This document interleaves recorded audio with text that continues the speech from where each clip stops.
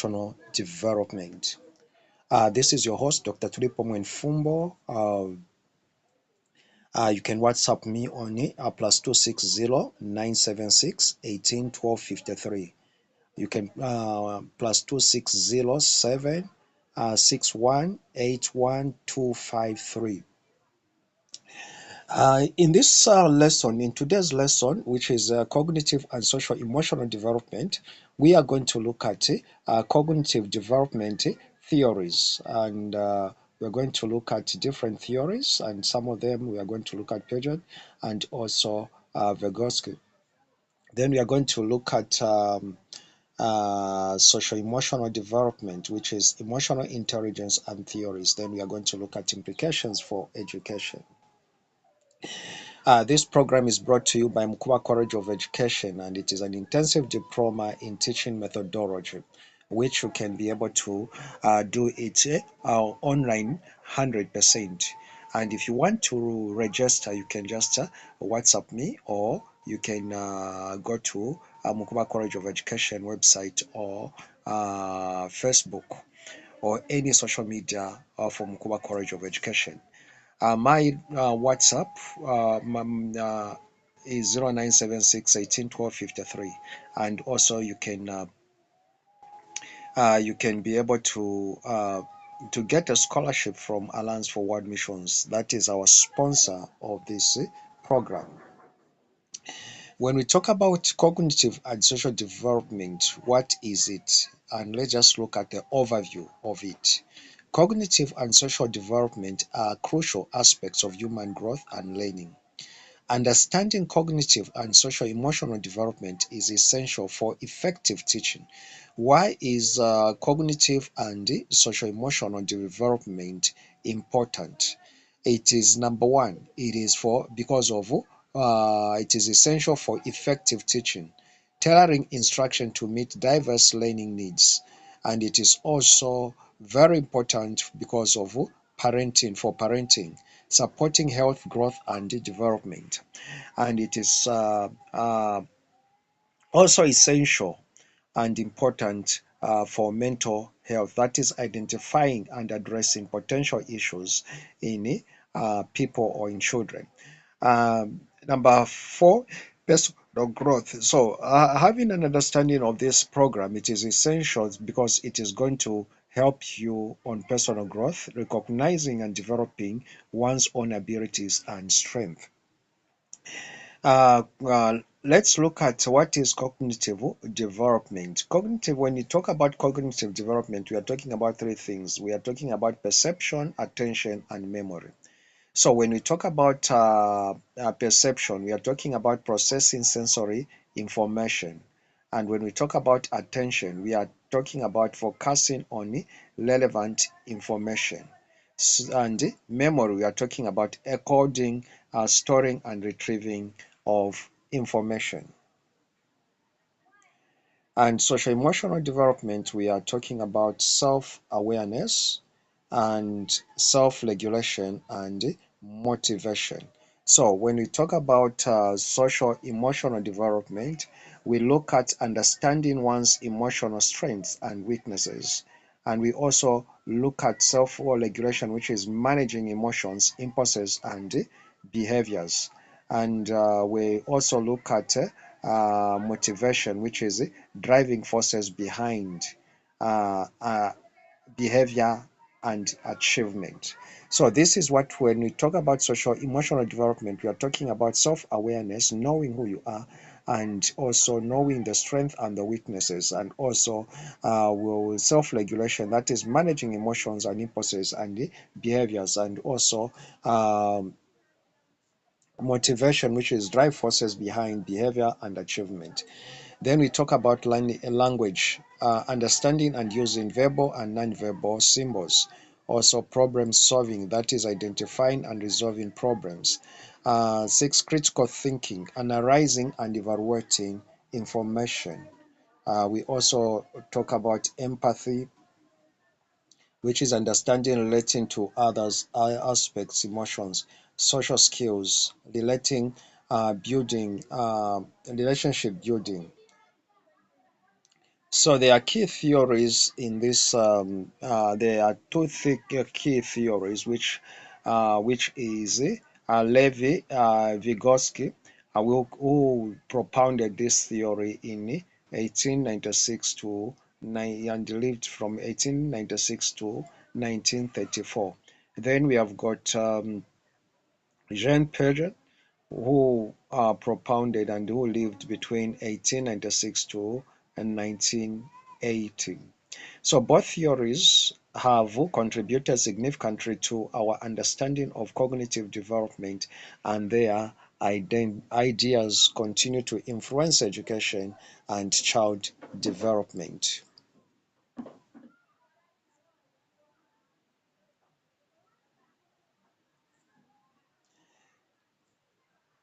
When we look at Jean Piaget, theory, which is cognitive development theory.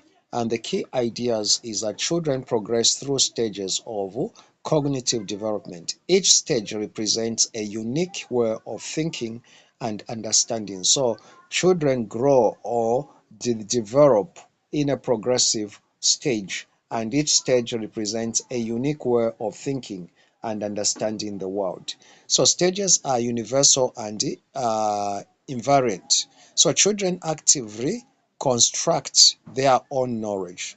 Stages number one, there is a sensory motor, which is from 0 to 2 years. Children learn through senses and motor activities, and from the age of uh, 2 to 7, there is a pre-operational. So, in short, we are saying that when children are from zero, what they use is the senses to learn, and when they reach 2 years to 7 years, they develop symbolic thinking, but still egocentric. When you talk about egocentric, they just focus on their interest.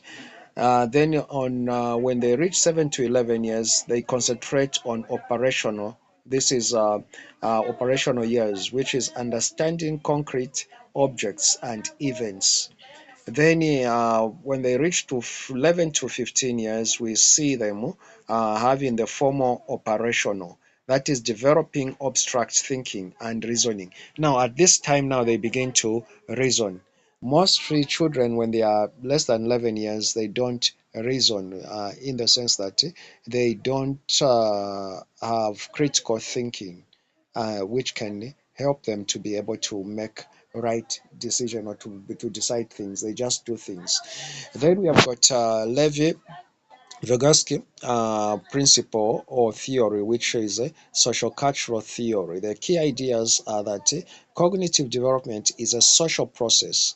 So, meaning that people learn through interaction with others. So, learning occurs through collaboration and language. So, we learn by collaborating, by having interaction with other people and with the environment. So, more knowledgeable others facilitate learning. So there is what is called MKOs, which is more knowledgeable, others facilitate learning. So it's our learning is focused on other people, which is transmitted to us.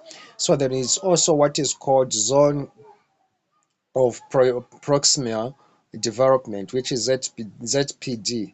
The range of knowledge then just beyond the child's current understanding.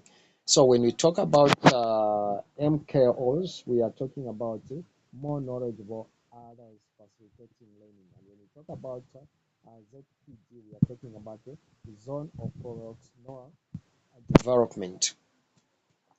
The key concepts are that scaffolding, it's a temporary support and guidance from what is called more knowledgeable others facilitate. Then there is also apprenticeship, learning through guided participation. So apprenticeship, it is whereby now you are learning through observing, and where somebody is guiding you on how to do it. Then there is private speech, which is self-talk that facilitate thinking and problem solving. This is whereby you say, I can do it, or I'm going to learn. There is that self-talk that we usually talk to ourselves. Then there is comparison. Piaget also focuses on individual cognitive development stages and self-discovery, whilst Vygotsky emphasizes uh, social interaction, language, and collaboration. So the difference between these uh, two gurus is that Piaget focuses on individuals' cognitive development stages and self-discovery, while Vygotsky emphasizes on social interaction, language, and collaboration in learning. What are the factors that influence the development? Number one, genetics. So the genetics, it's those are the inheritances that we have from our parents. So genetics, which is biological and genetical factors, has got much influence in the development. So the genes that we carry also have dominant influence in how we develop and in how we learn. Then the other thing, it is environment. So family, cultural, and social surroundings, they also contribute on the development and on the learning process of somebody. So depending on the environment that one grows from, it has got a social impact on his learning. From the family that you grow from, it also have social impact. Like when we talk about genetical, we are talking about if you carry the genes maybe from the family where it is intelligent. Like there is this which I usually talk about. Um, Here is a village girl who was taken by the mistress into town to work as a maid. So she comes into town and she start working as a maid. Now the master, who is the husband to the her mistress, um, entices her to sleep with her, and later on she became pregnant. And when she became pregnant, when the mistress discovered that, he just had to take the girl back to the village where the husband didn't even know where she has taken her. So that girl got married, first gave birth to that child and got married. Later on, what happened was that that child, which were the children that she bore from the village, and the child that are from that man, even when they both children didn't know, like the first child didn't know that the stepfather was not his biological father. They grew together, but the difference was that that other boy, the firstborn, became so successful than the others. He became more educated than the others. The others couldn't get the education. So that is how powerful the gene has. From the successful parent, you find that the child becomes successful. Now, also the environment. So the environment has got the factors that can be able to help or to make somebody develop. But depending on an individual, some people, they are more influenced by genetics than by environment, and others are more influenced by environment than genetics, whereby it comes from the well-to-do family or from a good gene, but the environment destroys that person.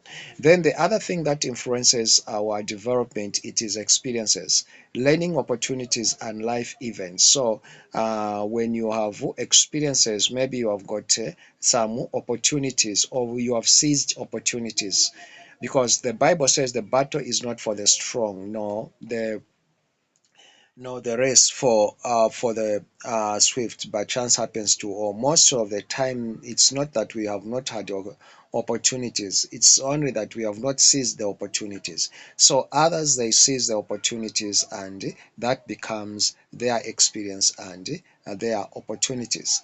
Then there is a fourth, which is the cultural, social norms, values, and beliefs. This has got also much to do. I've seen some people that have got just long beliefs, and because of their long beliefs, you find that even their learning process is affected, and even their development. I knew a certain lady who stopped school because she felt marriage was more important than school, and she was at the university. So she followed the husband, but she had also even know qualities of being a good wife. So in the end, she lost both. She lost marriage, and also she lost her education. So the beliefs that one believes will also influence the development and also the learning of that person. Then the technology. The technology has also the impact of digital tools and media. This has also some influence on some people, like what they get on the media. It influences their development. So other people may be may be influenced by one of these, or they may be influenced by all of these. But it just depends on how one person is exposed. And I think, in my perspective, is that the genetic has got much, because even the weaknesses of a person has to do with the genes that that person carries.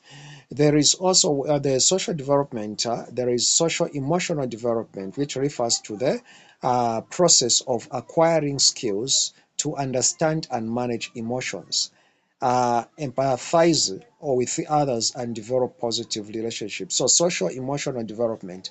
How do people develop social emotion? When we talk about social emotion, we are talking about the process of acquiring skills to understand and manage emotions, empathizing with other people, and developing the positive relationship. So emotional intelligence can be developed and improved through practice and training. There is what is called emotional intelligence. That's where now you are able to take control of your emotion, and you are able to take charge of your emotions. There are people that have whereby the emotions controls them, but there is also it also has to do with how one is developed to be able to master his emotions. Then there is self-awareness and empathy also are essential components of emotional intelligence. So if a person understands his weaknesses and his strength, so this person will be able to know on how to cope up with emotions, and how to do what is called emotional intelligence. Then there is effective relationships and decision making rely on emotional intelligence. So effective relationships and decision making, it also depend on the emotional intelligence. So as we are talking about, like, on the factors that influences, I think the emotional intelligence has much to do also with a decision that we make. Then there is also making making decision has much to do with emotional intelligence. Social emotional development theories. There are gurus that have come up with the theories on social emotional development. So these theories highlight the importance of emotional intelligence in personal and professional life. This including relationships, decision making, and overall well-being. Here are some key emotional intelligence theories. Number one, there is this the which is with this theory, which is emotional intelligence theory, which was propounded by Daniel Gommans in 1995. He looked at the key components, which is he said self-awareness is the recognizing one's emotions and values. And it says self-regulation, managing one's emotions and impulses. Motivation, using emotions to drive motivation and achievement. Empathy, understanding and relating to others. Social skills, approving, applying emotional intelligence in relationships.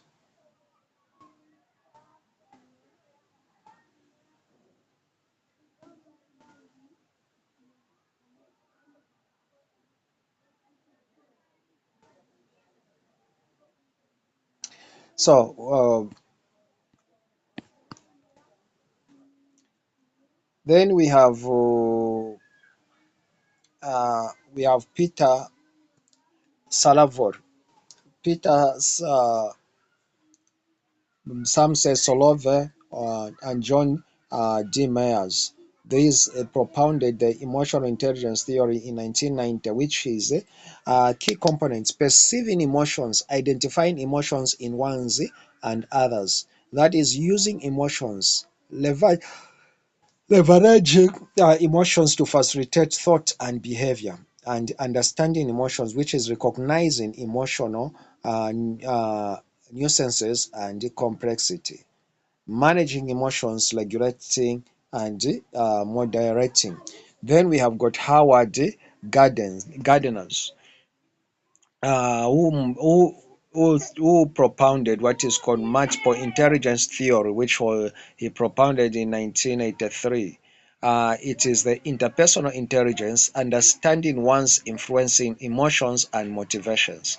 He also said that interpersonal intelligence, so he looked at interpersonal intelligence, which he said it is an understanding one's including emotions and motivation. He also said understanding and navigating social relationships.